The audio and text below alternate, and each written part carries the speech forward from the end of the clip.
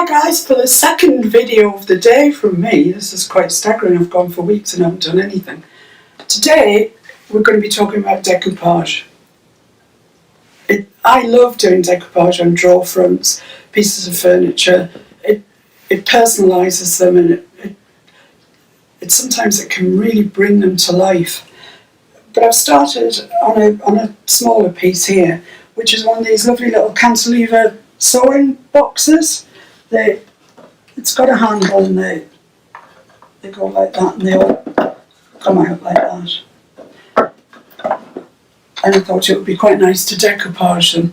Actually, as you see, I've painted the flat surfaces in Fusion Mineral Paints Park Bench. I'm having a bit of a crush on Park Bench at the minute. For ages I've stocked it. It hasn't exactly been the best seller, and I've sort of ignored it really. But of late, I don't know, maybe it's because I'm thinking spring's coming, whatever it is, it seems to really caught my eye.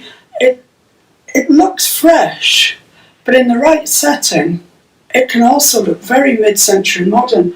In fact, we've been playing around with stencils this week, and this is a stencil that we've done. And I think that's extremely mid-century modern. I think if you were to repeat that, it has got a repeat on this stencil, if you were to repeat that over a piece of furniture, I think it would look sensational. Anyway, there's more on the stencils to come, either later or more likely tomorrow, because today we're concentrating on decoupage in this box. I'm going to leave the top two parts because it's not that long since I actually painted them, so I can't swear that they're dry. This part I have already decoupaged. I was testing the theory and it's worked so well. You won't believe this, you just will not believe how easy this is to do. This is the other part that we're going to decoupage. We're about to decoupage now. This handle's loose, I'll take that off. And this is the bottom that I also decoupaged. There's a story behind this which I will tell you at the end. Let's move these out of the way.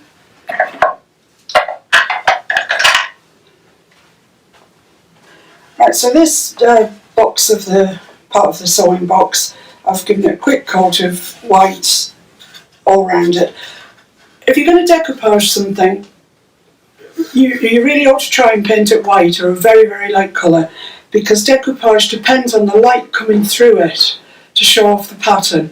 If you leave it as it is, a dark wood or plain wood even, the decoupage doesn't sing. You don't really see the pattern. You've got to have a white surface, so it's always worth painting the area that you're going to do with a white paint. Now, when I'd finished painting it, it's quick coat, let it dry, obviously. I then used the Fusion Decoupage and Transfer Gel, which is a brilliant product. I know a lot of people swear by Mod Podge. I've got them all. I have every form of glue known to man, I'm sure. But I keep coming back to this. It's relatively inexpensive compared to the other ones, and it works perfectly every time. So Fusion, once again, thank you, another great product. And what I've done is I've coated all of the surfaces that I want decoupaged twice. Coat it once, leave it to dry. I left it for about 3 hours actually. I'm sure it'll be dry in between that, but I left it for a good while. Give it another coat and leave it to dry. I left it overnight. I don't think you need to leave it that long, but I was erring on the side of safety. What I would say is, if you don't want to decoupage these top edges, make sure that you clean them off once you put your decoupage gel on. Otherwise you'll end up with bits of paper sticking to them. And for me, personally, in this project, that's not what I want. There will be projects when I do want to cover that, but not this one. So I've got my painted surface and then 2 coats of the decoupage gel dried. So the next thing I'm going to need is the thing I'm going to decoupage, which I've chosen this really pretty tissue napkin.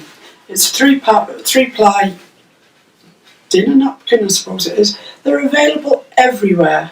They're available Sainsbury's, Tesco, eBay's full of them. There is no shortage. You won't be disappointed in the choice that you have. I happen to have this one already, and I think I got it from Sainsbury's. But it's perfect for what I wanted. I just wanted something fresh and spring-like.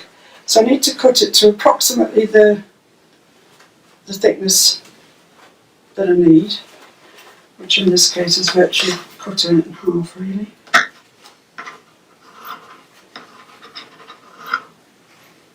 I wouldn't normally advocate cutting straight lines with decoupage, but this is going to be waste, so it doesn't matter. And then you need to split it. This is a 3-ply one, so we only want the top ply, so there'll be 2 waste plies coming off it.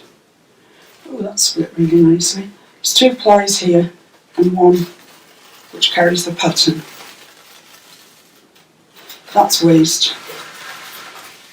Even I haven't found anything to do with that, and I'm a bit of a hoarder.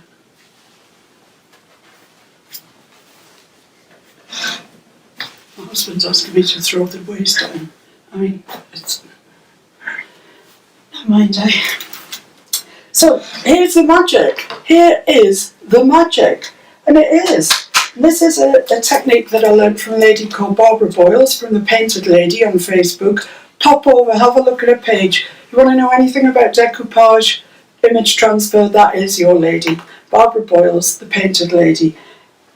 Now, for this one, I want it on all 4 sides. Obviously, this is not long enough. So we just test it and see how far it goes. Ooh, it does go, but there's a very, very thin. It's just long enough to cover 2 sides. I'm going to have to be quite careful. Is the right way up of this? This is bizarre.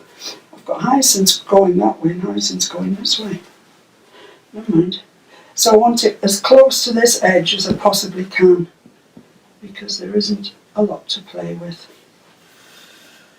So I'll just concentrate on this edge that's looking at me now. The next thing you need is a piece of baking paper. Guess where I got this, guys? I got it from the pound shop. Why not? It works perfectly well. Why would I pay more? So this is called baking sheets.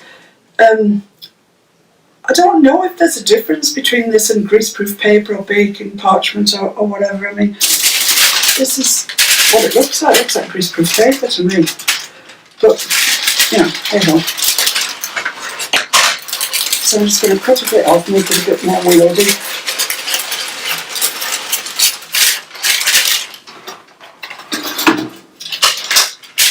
So once again, just checking we've got that as near the edge as we possibly can. Put the baking parchment, baking paper, whatever, over the top, and then unleash the iron. Now I'd love to say to you guys that this is the craft iron, that I've got a better one that I use for my clothes, but that's not true. This is the only iron I've got, and I can tell you it does not get very hard work, not in this house. You want it on no steam whatsoever, and just in case, I've emptied all the water out that was in there, just in case it takes one of those mad fits when it spits at you, and you want it on high heat. So leave it on, get it good and warm, and don't bottle it, you need high heat. Don't forget your baking parchment. So then you just literally go over what you want to decoupage, and what you're doing is melting the glue, the decoupage gel. The heat is melting the gel and it's adhering the tissue to it. And because you're ironing it, you're obviously not going to get any wrinkles. I mean, how cool is this? No blinking, tearing, ripping, shifting about on you. I would say pay particular interest to the edges, because that's the bit that's may have had slightly less decoupage gel on, just because that's the way we work, isn't it? Put more in the centre. So taking good care to get plenty of heat, sustained heat really, along the edges. And let's have a look. Okay, it's just a little bit there where it needs a bit more heat. As I said, it needs sustained heat. It's quite amazing really, because that's as hot as I would iron a pair of jeans on. So it does need quite a bit to melt that decoupage gel.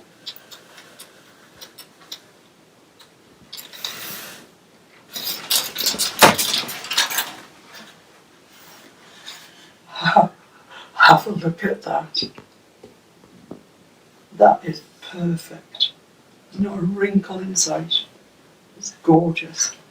So we move on to the other part of that we can get done out of this piece of napkin.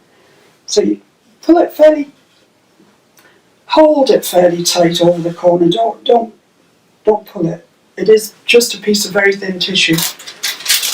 Put your baking parchment over. And same process. As I say, bear in mind that you've got to allow time for the gel to melt. It's about being brave, really, because all the time you're thinking, oh my God, it's going to burn my napkin or whatever. It's not going to. It'll be fine. Let's have a look at that and see where we're up to.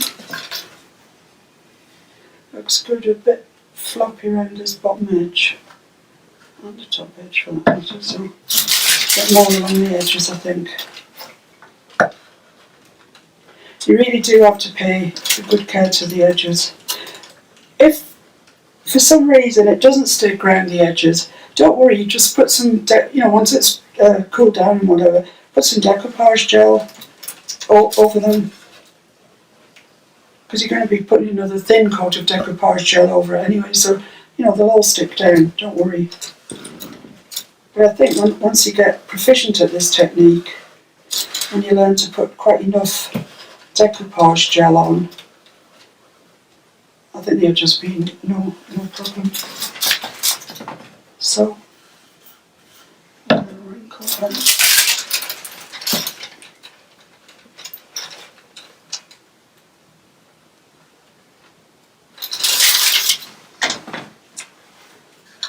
I mean, come on.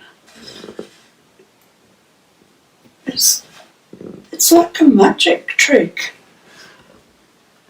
So once you've got that stuck on, obviously you want to get rid of the surplus. And the best thing to do is just take a sanding pad. You can use sandpaper, you can even use a nail file if that's what you've got, and just go from the decoupaged piece away. So just like that. And you can see it just tears off. Do that all the way around.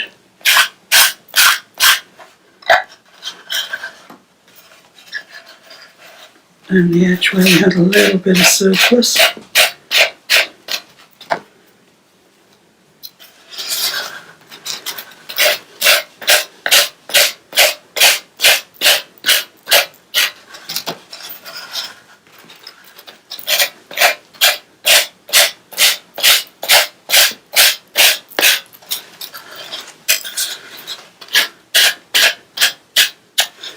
And there we are.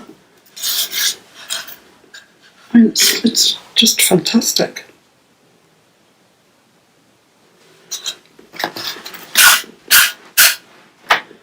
Swipe away the fuzzy bits. There you have it. I mean, it's done. There's no mess, no hot in the mouth moments. It's just amazing, amazingly simple. So thank you for watching, and I'll see you very soon when we'll be talking more stencils. Bye!